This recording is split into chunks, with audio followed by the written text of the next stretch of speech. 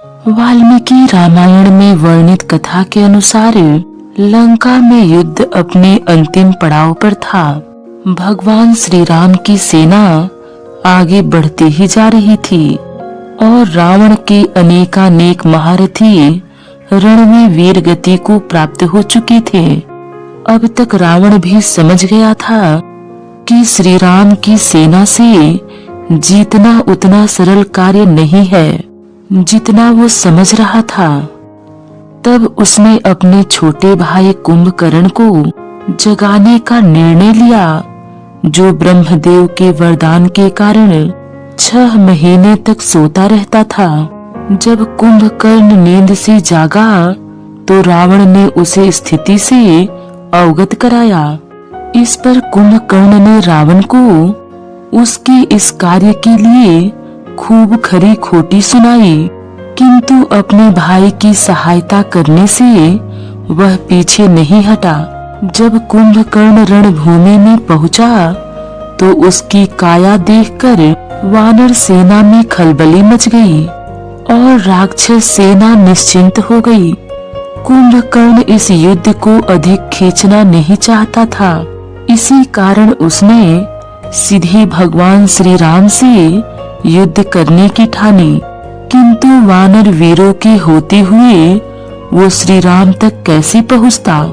लगभग पूरी वानर सेना उसके भय से भाग खड़ी हुई, किंतु वानरों में जो महारथी थे उन्होंने कुंभकर्ण को रोकने का प्रयास किया। सबसे पहले नल, फिर नील आदि वीरों ने कुंभकर्ण को रोकने का प्रयास किया, किंतु उसके बल से पार न पा सके। फिर वानर राज सुग्रीव एवं अंगद सम्मिलित रूप से कुंभकर्ण को रोकने का प्रयास करने लगे, जिससे कुंभकर्ण थोड़ा विचलित हुआ, किंतु शीघ्र ही वो अपनी गति से आगे बढ़ता रहा। तब ऋक्षराज जामवंत ने एक भीषण मुष्टि प्रहार कुंभकर्ण पर किया, जिससे वो थोड़ी देर रुका और उसने जामवंत के बल की प्रशंसा की, किंतु वानर सेना का संहार जारी रखा। तब और कोई चारा न देखकर जामवंत जी ने हनुमान से उसका मुकाबला करने को कहा। महाबली हनुमान का बल अपरंपार था। उन्होंने युद्ध क्षेत्र में आकर कुंभकर्ण को ललकारा। कुंभकर्ण के विशालकाय शरीर के सामने बजरंग बली ने भी अपना विराट रूप धरा और फिर दोनों में महाद्वंद आरंभ हुआ। दोनों ओर की सेनाएं हाथ रोककर उन 2 महापराक्रमी योद्धाओं का युद्ध देखने लगी। आपस में लड़ते हुए दोनों को अपने प्रतिद्वंदी के बल का भान हुआ और दोनों मन ही मन एक दूसरे की सराहना करने लगे। जब युद्ध थोड़ा लंबा खिंच गया तब कुंभकर्ण ने हनुमान की प्रशंसा करते हुए कहा, हे महाबली, मेरे हाथों कितने ही महान योद्धाओं का अंत हुआ है, किंतु मैंने आज तक तुम जैसे वीर का सामना नहीं किया। किंतु मेरी और तुम्हारे युद्ध का कोई परिणाम नहीं निकलने वाला, क्योंकि तुम मुझे परास्त नहीं कर पाओगे और युद्ध इसी प्रकार चलता रहेगा। मेरी तुमसे कोई शत्रुता नहीं है और मैं यहाँ श्री राम का वध करने आया हूँ। अतः जाओ और अपने लिए कोई प्रतिद्वंदी ढूंढो। तब हनुमान जी ने कहा, हे वीर, अगर मुझ जैसे सेवक के रहते मेरे स्वामी को युद्ध करना पड़े तो यह मेरे लिए लज्जा की बात है। यदि तुम्हें लगता है कि इस युद्ध का कोई परिणाम नहीं निकलने वाला तो तुम वापस लौट जाओ। ऐसा कहकर दोनों पुनः युद्ध करने लगे। दोनों के युद्ध ने उग्र रूप ले लिया। तब कुंभकर्ण ने काल की भांति एक त्रिशूल हनुमान पर फेंका, जिसे हनुमान ने बीच में ही पकड़कर तोड़ दिया। इस पर कुंभकर्ण ने अचंभित होते हुए कहा, आश्चर्य, ये त्रिशूल भगवान शंकर के त्रिशूल के समकक्ष ही था, जिसे तुमने तोड़ दिया। तुम अवश्य ही रुद्रावतार हो। तब हनुमान जी ने क्रोधित होकर कहा, रे राक्षस, अब मैं तुझ पर ऐसा प्रहार करूंगा कि तेरा अंत हो जाएगा। ऐसा कहकर हनुमान जी ने अपने असीम बल से वहीं पास के एक पर्वत को बात ही बात में उखाड़ लिया। जब कुंभकर्ण ने हनुमान जी का ऐसा पराक्रम देखा तो पुनः उनकी प्रशंसा करते हुए कहने लगा, धन्य हो तुम, वास्तव में सभी वीरों में श्रेष्ठ हो। किंतु मैं वचन देता हूँ कि तुम्हारे इस प्रहार से अगर मैं तनिक भी विचलित हुआ तो यह रणभूमि छोड़कर वापस चला जाऊंगा, अन्यथा आज मेरे हाथों श्री राम का अंत होकर रहेगा।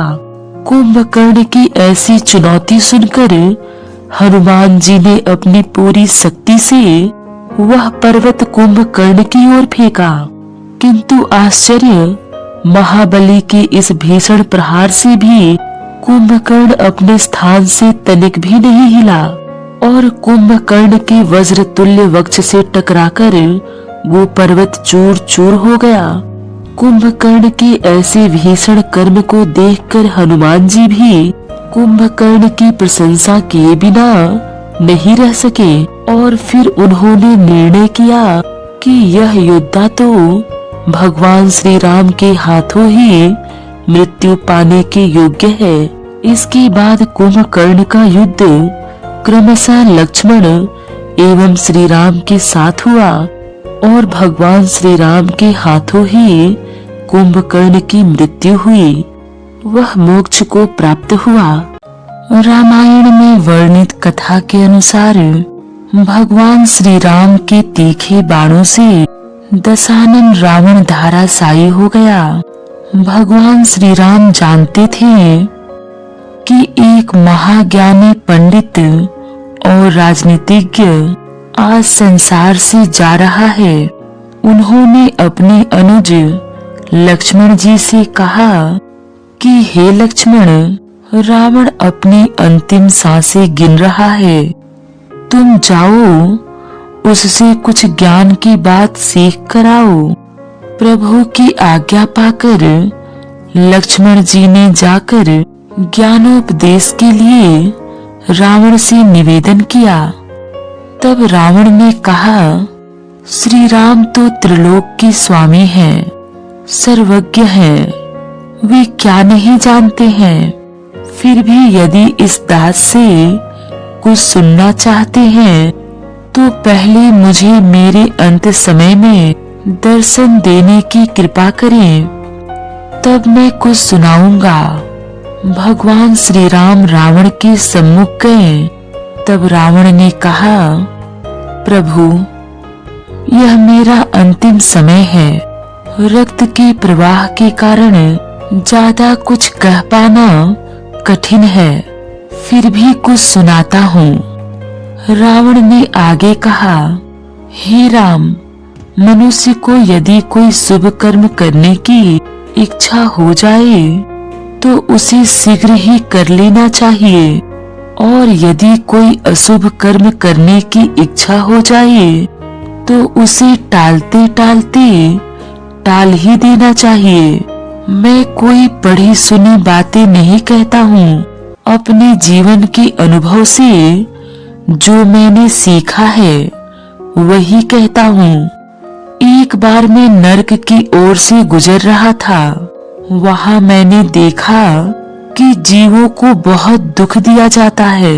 मेरे मन में आया कि मैं धरती से स्वर्ग तक सीढ़ी लगा दूं, ताकि सभी जीव आसानी से स्वर्ग जा सके, किसी को नरक जाना ही न पड़े। समुद्र के खारे जल को देखकर मेरे मन में आया कि क्यों न इस अपेय जल को उलीच दूं और समुद्र में दूध, घी, मक्खन आदि भर दूं। इससे लोगों को बहुत सुविधा हो जाएगी। मेरी लंका सोने की है, परंतु मैं सोचा करता था कि यदि सोना में सुगंध भी हो जाए तो कितना अच्छा होगा। मैं सोना में सुगंध भर देना चाहता था। देव, दानव, यक्ष, गंधर्व, यहाँ तक कि इंद्र, ब्रह्मा और विश्वकर्मा भी मेरे अधीन थे। मेरे लिए यह सब करना कोई बड़ी बात नहीं थी, पर मैं आजकल कहकर टालते चला गया। सोचा करता था कि इन कार्यों को कभी कर लूंगा। ये मुझसे बड़ी गलती हो गई। अब हमारे पास इन्हें पूर्ण करने का समय ही नहीं बचा है। दूसरी तरफ एक बार मैं आकाश मार्ग से गुजर रहा था। मैंने जंगल में एक सुंदर स्त्री को देखा। उसे देखकर मेरे मन में कुविचार उत्पन्न हुआ कि इस सुंदरी को अपनी पत्नी बनाऊंगा। हे राम, मैं जानता था कि पराई स्त्री पर बुरी नजर डालना पाप है, लेकिन मैं अपने आप को रोक न सका और मैंने अपनी भार्या का अपहरण कर लिया। यदि मैं अपने उस कुविचार को उस दिन रोक पाता तो आज यह बुरा दिन देखना नहीं पड़ता। इसलिए मैंने कहा कि शुभ कर्म को शीघ्र कर लेना चाहिए और अशुभ कर्म को सदा के लिए टाल देना चाहिए। तभी जीवन में कल्याण संभव है। अपने शत्रु को कभी भी अपने से छोटा नहीं समझना चाहिए, परंतु मैं यह भूल कर गया। मैंने न केवल हनुमान को छोटा समझा, बल्कि मैंने आपको भी छोटा समझा।